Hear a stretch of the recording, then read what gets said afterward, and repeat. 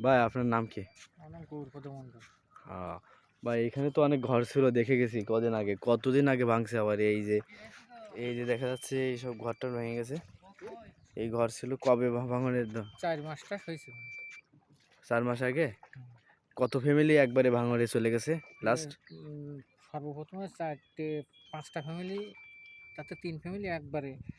একটা মহিলা ভাঙনে পড়ে যায়, মানে মনে করেন 2 মিনিটের ভিতরে, মানে তার স্বামী এসে ধাক্কাতে রাস্তার পরে ফেলাই দিয়েছে, হুম। সে বেঁচে গেছে, না ঘরের সাথে সে পড়ে যেত, ও, ঘরের সাথে ভাঙনে যেত। এবং ট্যাঙ্কি ট্যাঙ্কি অনেকে গেছে ভাঙনে, একসাথে 4-5টা ফ্যামিলি একবারে ভাঙনে চলে গেছে। তারপরে কতগুলো ফ্যামিলি চলে গেলে? এখানে একটা না, একটা না তো বহুত। একটা না হচ্ছে 128 ফ্যামিলি এখান থেকে উঠে গেছে।